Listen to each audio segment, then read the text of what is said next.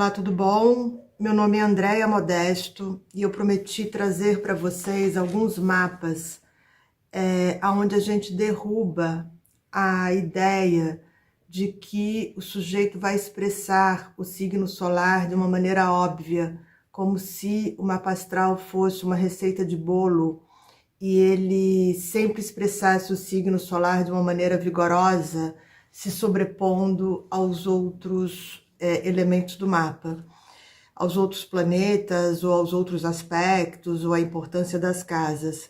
O primeiro mapa que eu tive a ideia de trazer é de uma pessoa mundialmente conhecida, que já faleceu, que é do Elvis, porque o Elvis era capricorniano, Elvis Presley, nascido no dia 8 de janeiro de 35.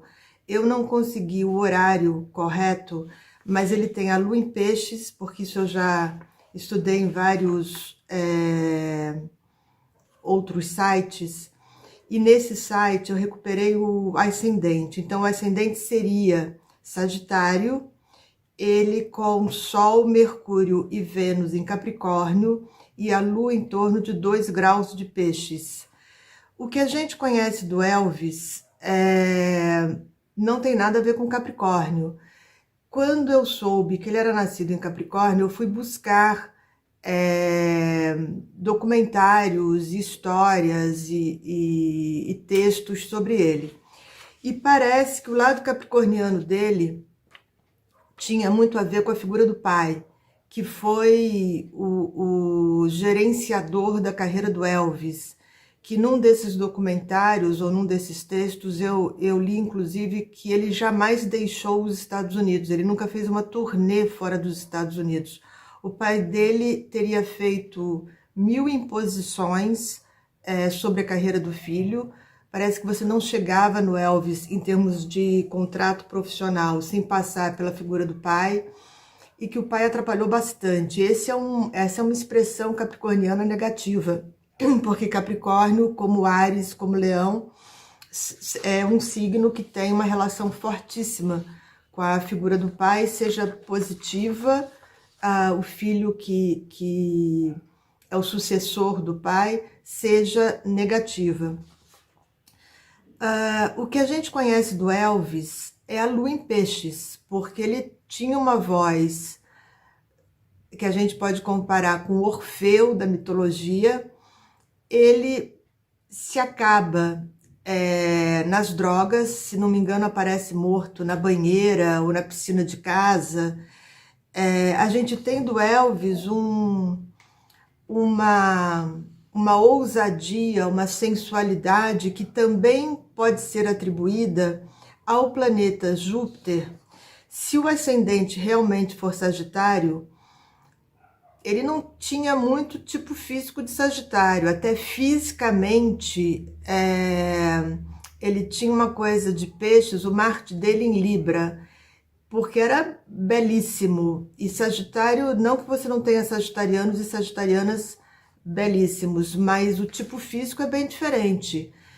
Ele acabou engordando muito por causa das drogas, tinha uma beleza quase que perfeita, que costuma ser de Libra e não de Sagitário. Sagitário pode dar um tipo físico muito bonito, mas meio fora dos padrões. Quando você tem a beleza típica, aquele rosto bonito, aquela harmonia dos traços, costuma ser Touro, costuma ser Vênus, né? E o Marte dele era em Libra. Você pode atribuir o desregramento das drogas e a emoção mal trabalhada ao Júpiter em Escorpião, Plutão em Câncer, retrógrado em conjunção com o nódo lunar sul a 1 grau de Leão, que é o brilho pessoal.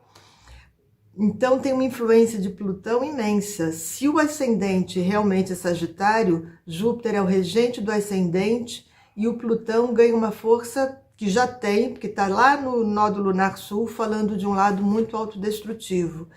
E a lua em peixes, que é o que a gente conheceu, a música, a sensualidade, a alegria do rock, uma ousadia, uma sensualidade, uma quebra de parâmetros de comportamento que nunca foi de Capricórnio.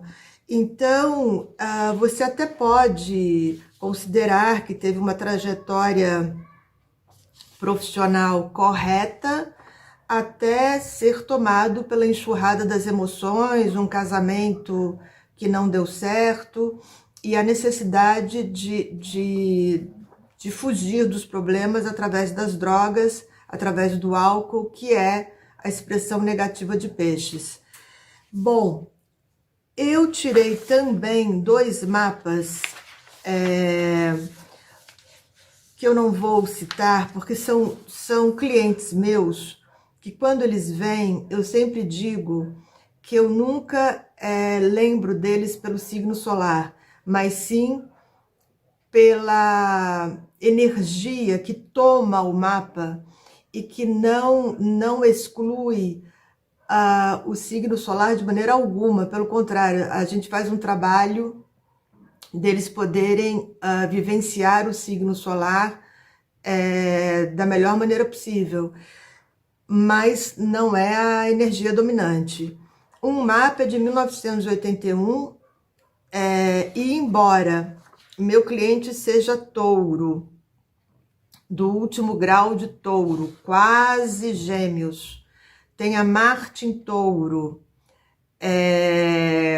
não em conjunção com o Sol, mas tem Marte em touro, Vênus, Mercúrio em Gêmeos e o ascendente em Câncer, com uma lua maravilhosa em Sagitário, que já trouxe alguns cursos curtos fora da cidade onde ele mora e fora do Brasil, a energia maior desse mapa é Aquário.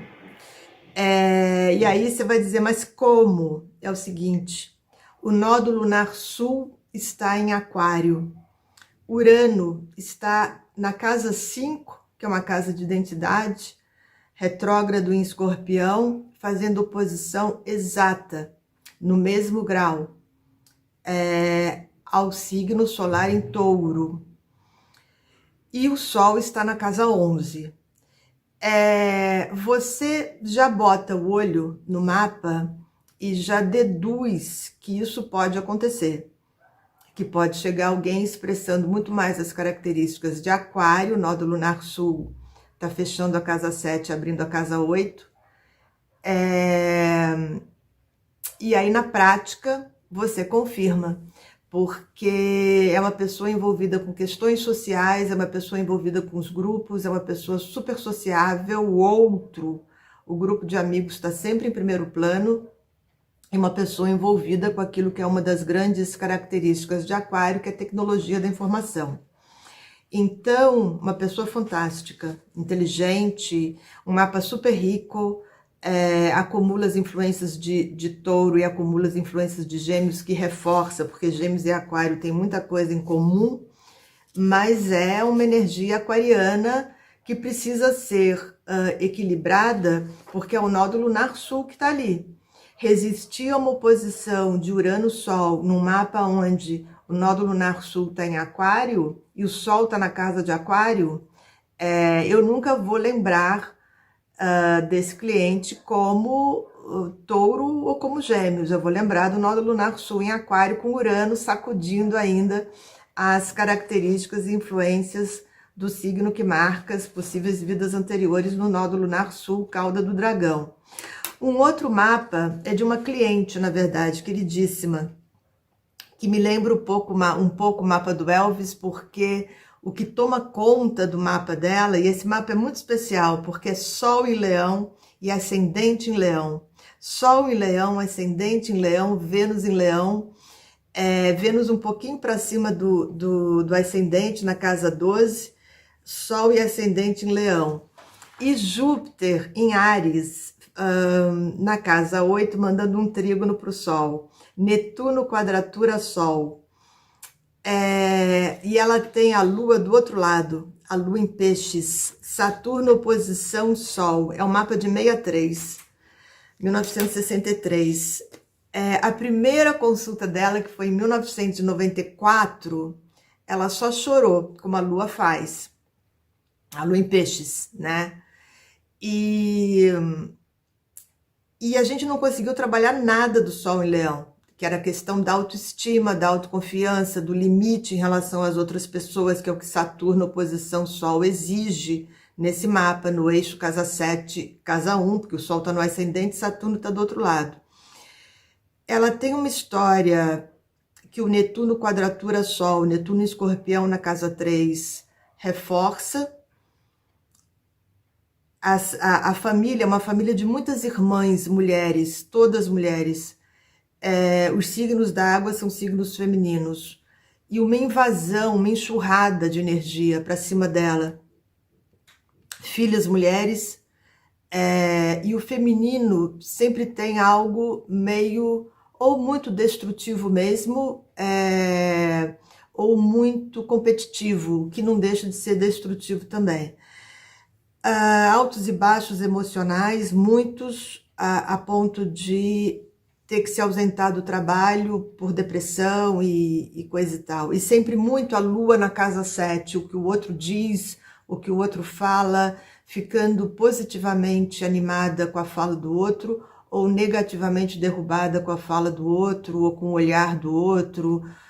Muito sensível, um grau de sensibilidade a flor da pele. Hoje, graças a Deus, o lado leonino, depois de chorar tanto, depois de se frustrar tanto, em função dessa casa 7, que pede limite, o nódo lunar sul está em Capricórnio, na casa 6, e o nódo lunar norte está em Câncer, na casa 12. Aí é uma outra questão, é a questão da escolha profissional, que foi feita capricornianamente para colocar a segurança acima de tudo, e se frustrou e agora tem uma outra função que ela gosta mais, que está mais satisfatória dentro daquilo que ela sempre quis, que é trabalhar um pouco com a arte, que tem mais a ver com o nódo lunar norte em Câncer, na casa 12, até porque ela já conseguiu se aposentar.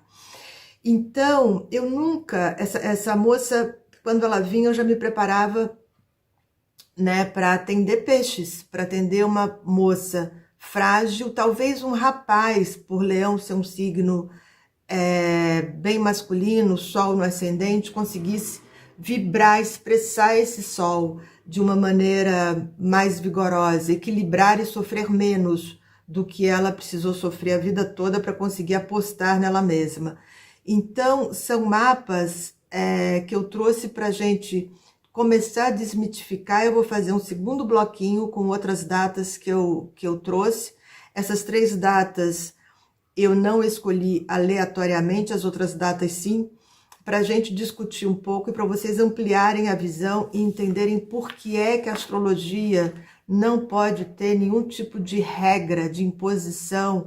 Se você tem Sol e ascendente em Leão, então você vai ser arrogante, vai ter o rei na barriga, vai se sentir superior, porque é a última possibilidade desse mapa. Até hoje, embora tenha conseguido construir uma autoestima positiva, graças a Deus, ainda é uma pessoa extremamente prestativa, ainda é uma pessoa extremamente amorosa e que ainda coloca, de vez em quando, dá uma escorregada quem não merece na frente. Mas, enfim, é só para a gente poder ampliar a visão e fazer uma leitura astrológica realmente inteligente que ajude a pessoa que está procurando ajuda, tá bom? Super obrigada por ouvir.